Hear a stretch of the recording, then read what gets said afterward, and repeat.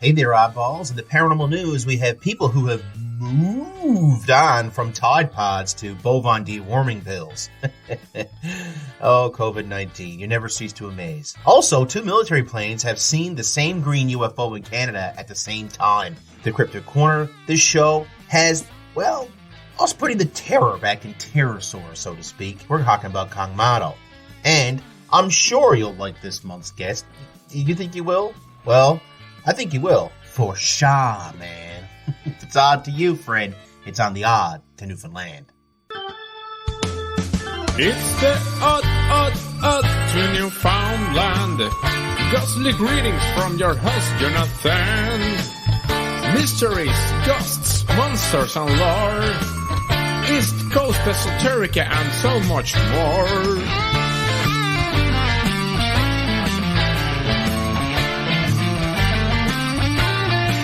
If it's odd to you, friend, it's on the Odd to Newfoundland.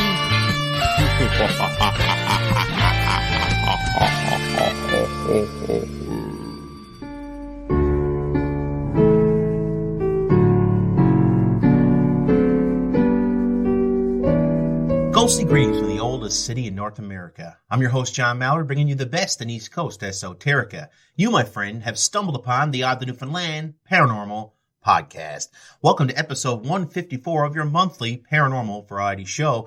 Having you here is better than the kids going back to school, thank God, or seeing all the cool Halloween stuff coming out and knowing Halloween is just around the corner. Why? Because you're wonderful. A masterpiece, beautifully made, important to people because you're important to me, highly favored by your creator, where the law of averages and physics working in tandem, you, my friend, are an oddball, and on this show, your family, and we are one. Episode 154, the prelude to a month of mayhem here at the Odd to Newfoundland. Yeah, that's right. Halloween is coming. 31 days of Halloween is coming. What does that mean? It means 31 episodes starting October 1st right to the end of October, right to November 1st, actually. Technically, it's 32 episodes because I have a November 1st show as well. Very, very busy boy. But I'm sure you guys will be along for the ride. If there was ever a time to comment, share, and like my page, comment, share, like the episode, stuff like that, now's the time to do it because when Halloween comes around, usually this time of year is when people kind of pay the most attention to this crazy paranormal dork who hides in his basement most of the year. So suddenly I'm the cool kid and I have 31 episodes for everybody, right? Speaking of subscribers, you guys know that if you subscribe to this podcast, I do something awesome. I actually give you a shout out. If you leave a proper name, by the way, you have to subscribe and leave an actual name. If you subscribe, follow this podcast on Podbean, I'm going to give you a shout out on the show. And whoever gets those shout outs actually unlocks the horrible para joke of the show, which is what I'm going to go ahead and do right now. Get that out of the way, so to speak. So I'm going to say a big thank you to Papa Bear Bannister. I'm going to say a big thank you to Baines Troy 11. I'm going to say a big thank you to Snackbox664. Big thank you to Bribbo. Big thank you to Silent Hill 32195. God, that was a great game, wasn't it? Whew. Big thank you to AGSRT8. Thank you, Jillian Daw 91, for subscribing to the show. Big thank you to Jadea333, who not only subscribed to the show, but also liked episode 150, Haunted and Spooky Newfoundland with Lee B. I'm sure you guys enjoyed that episode. I did. She's awesome. Thank you so much, Shugnetic. Thank you very much, VRF27. I don't know what your name actually is, but you, it looks like your wife or girlfriend there in the picture, or maybe it's her and her husband. I'm not really sure, but you guys look so happy together. And you're also tatted up, which is awesome. I also have tattoos. Did I ever tell you guys that? I actually have tattoos all over my arms. Anyway, big thank you to P-Rod1968 or Prod1968. Don't know who you are, bro, but you're looking pretty menacing there. And the wife, I was going to say wife beater. Probably shouldn't say that. My own wife might beat me if I say that. In the sleeveless shirt, which is something I like to wear myself, actually. Looking pretty manly there. Thank you, Cakes4295. And thank you, NASRDS. I don't know who you are, but you have some kind of anime caricatures there as your avatar. Guys, all you guys are awesome. Thank you for subscribing, keeping this show going. Remember, I wasn't liked much in high school, so every like here really, really helps me kind of, kind of wrap my head around being a human being again. It's time for the horrible para-jokes of the show. And because fall is coming, I thought I'd throw some really punny things at you guys about fall. Why? Because I'm falling for you. Nothing? Okay, fine. Well, I'm just going to turn on my favorite movie then, Lord of the Rings. You guys really ought to know that I'm falling in love with autumn. I'm so great. Pride comes before the fall, though. I'm feeling pretty great fall for these autumn days and you guys subscribing. And my favorite fall outfit is definitely a harvest, by the way. I know what you're thinking. Summer is definitely better than autumn, but I think that's a fall, see. You're the apple of my eye, by the way, and may the forest be with you. And hey, if you're just a corny person, spice, baby. Do I have any more jokes? Well, do you have anything to fall back on? Because fall is amazing and spice-tacular. Oh, you want to make fun of me now for making all these crazy jokes? Well, don't even try. Anyway, guys, enjoy the rest of the show. Have a gourd time. That's enough of these horrible jokes. I hate myself every time I read these more. Like, I'm actually going to do some self-harm if I keep doing these horrible jokes. Please stop subscribing to the show. Please stop. I don't want anybody more people to subscribe to the show. It's a horrible idea because I got to keep reading these horrendous jokes, which I kind of laugh at the entire time and have just a wonderful time reading. I'm going to be honest. I love corny jokes, so I don't know. I'm kind of conflicted. They torture me, but I love them. It's like exercise. It tortures me, but it's good for me, you know. Anyway, let's move on, shall we? Let's move on. I'm not really ready to read the news yet. Why? Because I miss you guys. And I don't really talk a whole lot about my life, but, you know, it's time to weigh in, so to speak. I like to say a quarterly check-in with John because my life's gotten real crazy over the last couple of months with my 3 kids home. But now all of a sudden there's this big transition coming where all 3 kids are going to be starting school on the same day. And suddenly I have like 5 or 6 hours to myself for the first time in 10 years every single day. And the wheels are turning in my head and I think I'm going to make the decision in the new year that I'm thinking I might take this show and up the amount of shows. You know, right now we're doing a monthly episode, which is actually broken into 3 parts. Which tells me that if I added another episode, I could have a weekly show, realistically. I'm thinking about it. I really am, because for the first time since I started doing this, because remember, I've been doing this show for 7 years. I've always had kids home. I've always had things to attend to. I've never really had a chance to have extra free time. I'd like to spend at least a little bit of extra free time doing something I love to do, which is hanging out with you guys. I don't know. What do you guys think? Do you guys think I should maybe up the show intake a little bit, change things around a bit, and maybe have a weekly show? Or do you guys think I like to kind of stick with the monthly episodes? I mean, there's something to be said for the monthly episodes too. Obviously, they're higher quality than what a lot of the stuff are out there is. There's a lot more editing being done. Things sound nicer. There's always a guest. I've never missed a guest in 7 years. Like, it's very possible to do that if I was doing like a weekly guest show. So I don't think I'd do that. I think I'd do 1 guest a month, really, and just expand upon my other 2 episodes I do, and maybe have a new episode, something new, come up with a new thing. So there you go, something different every week. I think that'd be cool. But you know what? I'm not going to make a move on that unless I get some positive feedback from you. So I tell you what, if you like that idea, if you really like that idea, drop me a line in the show notes, wherever you see this. Reach out to me. Put a few comments down wherever you see this episode too, and eventually I will see it, okay? Anyhow, look, summer might be over and gone, but the reality of it is that the best time of year is just around the corner. 31 episodes. The Oddtonewfoundland Paranormal Podcast is going to be right there with you guys. Every single day I'm going to drop an episode.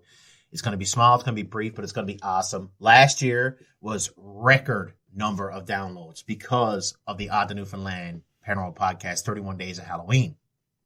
We're doing the same thing again, baby. And I want you guys there for the ride. So don't forget to subscribe and to enjoy your daily dose of odd starting on the 1st next month of October. Anyhow, folks, it's time for me to stop yammering on like a monkey in a tree. It's time to move on a little bit here and get into the paranormal news. Somewhere between the funnies and the obituaries is... Oh, yes. Paranormal news. The Top of the news this month, a military plane may have had to swerve to avoid the mysterious object in surveillance data because two planes have reported bright green UFOs swooping through the clouds over Canada. Late on July 30th, pilots of two separate aircrafts, one military and one commercial, reported seeing a mysterious green UFO vanish into the clouds over the Gulf of St. Lawrence on the Atlantic coast of Canada.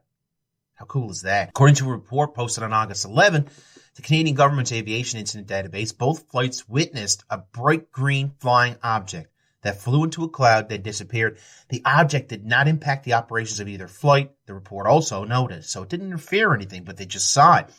One of the aircrafts that reported the sighting was a Canadian military plane flying from a base in Ontario to Cologne, Germany. The passenger flight was a KLM Royal Dutch Airplanes plane flying from Boston to Amsterdam. Stephen Watkins, an aviation and shipping researcher, looked at transponder data for the two flights and saw that the military plane climbed, get this, 1,000 feet or 300 meters in altitude at the time of the sighting, possibly to avoid the object or get a closer look at it. There's a chance the UFO could have been a meteor streaking through the sky, of course.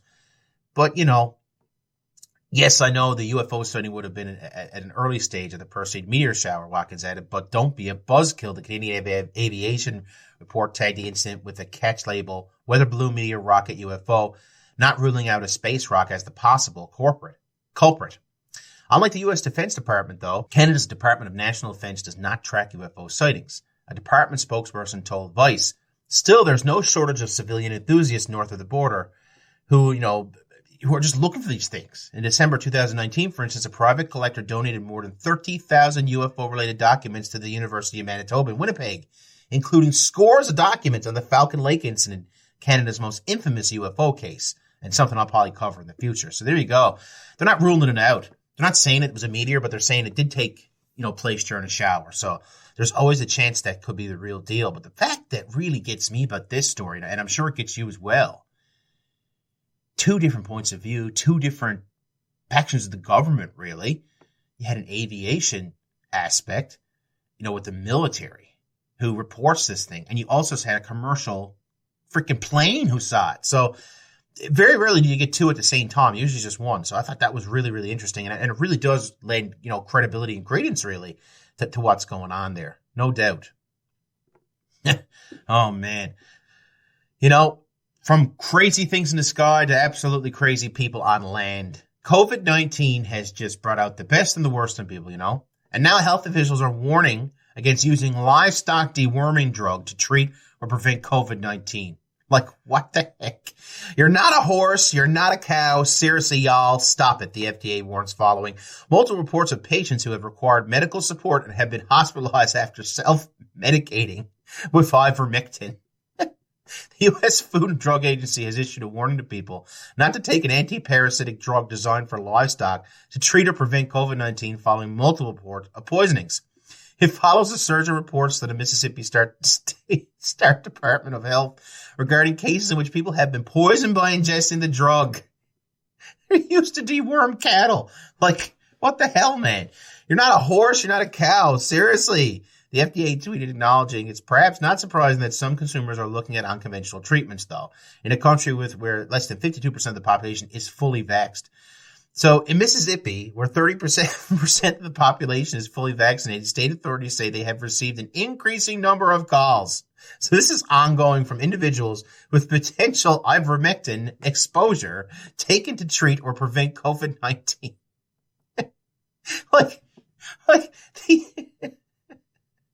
These are not antiviral stuff. These are anti-parasitic. What the heck? COVID-19 is a virus. It doesn't even make any sense that way.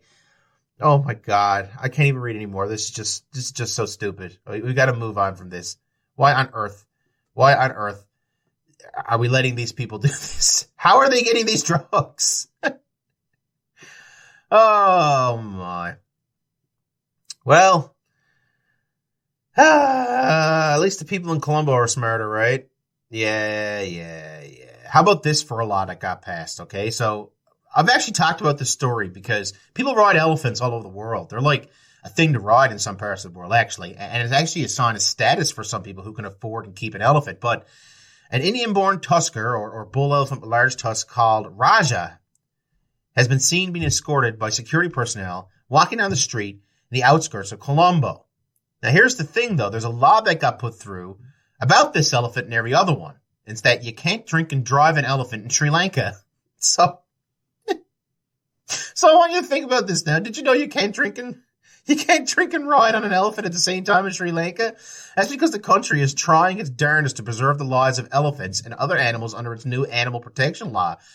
According to AFP, Sri Lankan officials will now issue biometric identity cards for captive elephants while also banning their riders from drinking on the job.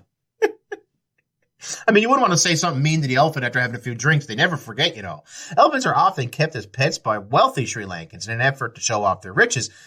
You know, with this has often come widespread complaints of animal cruelty that goes right along with it, unfortunately. The new law is designed to improve the lives of animals, particularly working elephants, hard-working elephants, raising money for their little dumbos at home. AFP reported there are currently about 200 domesticated elephants in Sri Lanka, with 7,500 living in the wild. That's not very many. That's less than 8,000. So be nice to your elephants, folks, and don't drink and, well, ride? Oh, God, what a bizarre, just weird thing. God, I don't even know. It's just craziness. Oh, my. Oh, don't worry. I have one more horrible story here. Yeah, because you know what? Pretty much every person I know in my house right now, my wife, my 2 daughters, and my son, they are just absolutely terrified of spiders. Me, not so much. I don't like them. I don't like walking through the webs in particular. I hate that. But guess what? Things could be much worse, especially if you live in Britain, because they're preparing right now for their annual invasion of the palm-size, sex-starved spiders. I've been a sex-starved spider before, because you know what? Oh boy, there's not a single country in the world that doesn't have some annual traditions, right? But like, they're usually cherished events, and people give a chance here to get together and celebrate or remember something important, you know. But the British Isles, they have their fair share of fun-filled annual traditions. Until this one crops up every year. Granted, we're not talking about any kind of organized event, just the sex-crazed giant spiders that invade British and Irish homes every year, whether people want it or not. Oh, God. The arachnid in question is the aptly named giant horse spider. I'm sorry, that's house spider. But, you know, I'll leave that mistake in because it just sounds so hilarious. It's giant horse spider. So, because it just gives you an idea how big the damn thing is. Or Eratogenia atrica, which is a giant house spider, by the way, for you scientifically minded. They can grow to have a leg span of nearly 4 inches and are able to go from standstill to running at nearly 40 miles per hour. So they got like old lady driving to church, you know, speed. So yeah, that's a spider the size of your palm that can take off as fast as a car in the blink of an eye. And every year, between August and September, they crawl out of British homes, woodwork, in search of some freaky 8-legged love. Giant spider orgies. What a wonderful tradition. I might want to mate. Why, yes, I'm a legs man. How could you tell? Oh, but it gets better. The giant house spiders aren't alone in creeping into houses and homes in the British Isles. Dr. Chris Terrell Neal is a lecturer of ecology at the Nottingham Trent University in Nottingham, England. And he told Nottingham Post that there's a total of 3 arachnids currently making their way inside homes in Britain. The giant house spider is merely the biggest of them. In fact, they're one of the largest spiders in all of North America. The other 2 are the daddy longlegs and the crown orb weaver, also known as a garden spider. No wonder the giant ones all get the attention, though. They usually stay in hiding within garages and attics, but in August, it's the male spider's hormones start getting the better of them. This time of the year, August and September, the male spiders have the urge to mate and start wandering and looking for females. I know there's a lot of them, guys. Like, we're talking hundreds of thousands. Millions of these things crawling into homes everywhere. Oh, just lovely. And not only do they crawl in the homes, they go on the walls, floors, kitchen tables, bathroom, beds. Yeah. Try listening to this podcast now while you're in bed and feel that thing on your frickin' leg. And when they do find a female, they mate, of course, and she lays eggs, and the male usually dies. Hooray. Good. We don't have to crush them. At least the invaders die off as quickly as they do appear, unless they don't manage to score, in which case they'll be around again in 12 freaking months. Oh, boy. Well, those are 12 months you guys can keep. Keep your yuck factory horny old spiders away from me. That's for darn well sure. And unfortunately, we do have one more sign of human error and stupidity to report on. But, it does make for great paranormal news because this is just bizarre and weird. Because TikTok has officially now they banned it, the milk crate challenge videos, because it's killing people and hurting them and putting them in wheelchairs, man. It's true. They're citing safety concerns. So TikTok actually pulled this challenge. The app will no longer allow people, to do this. And if the videos of themselves are tenuously being removed. That's right. They're getting taken down. People attempting to milk whatever viral fame they can get on TikTok will no longer be able to with the milk crate challenge. The app has banned videos of people attempting to risk trendy, just citing safety concerns of this milk crate challenge. TikTok prohibits content that promotes or glorifies a dangerous act, and we remove videos and redirect searches to our community guidelines to discourage such content. We encourage everyone to exercise caution in their behavior, whether online or off, the company said in a statement. A search for hashtag milk crate challenge on TikTok on Friday brought up no results found. And the page's following sentence, this phrase may be associated with behavior or content that violates our guidelines. Promoting a safe and positive experience is TikTok's top priority. For those who have been living under a rock or milk crate, the past few weeks, people have been doing this stupid thing where they stack up a pyramid and attempt to walk on it. And successfully to complete the so-called challenge, earning nothing but, brownie points, I guess. In case you were wondering, it rarely ends well. And you can pretty much still see the videos everywhere all over the world. It's horrible. People are getting hurt. They're falling down. It's crushing them. They're just kind of landing on their head in awkward ways. As a professional wrestling fan, I kind of enjoyed the trend. But at the same time, I could see why they kind of have to get rid of this now. It's time to move on. And anyway, we shouldn't be doing things that, purposely hurt ourselves. But apparently taking, bovine dewormer is perfectly safe. Oh, God help me. Really? What the heck is wrong with people? What are we going to do? What are we going to do? Guys, we had 2 planes that reported the same UFO, which I thought was so cool. You can't drive an elephant drunk in Sri Lanka. That's a big one. Britain are getting ready for their invasion of sex-starved spiders. God, what a... I don't know. The fact that they're sex-starved means they're coming and they're not going to stop. Don't read into that the wrong way, by the way. Really. Health officials are warning against using deworming to combat COVID-19 because, people are terrible and stupid. Not us, though. We're too smart on this show. We're not going to be at that. And TikTok has banned the milk crate challenge because, you'd have to be a raving lunatic to want to break your back for the fun and enjoyment of people around the world. Did I mention I like professional wrestling? I still love professional wrestling. I think I'll go back to it. All these stories have been odd to Newfoundland.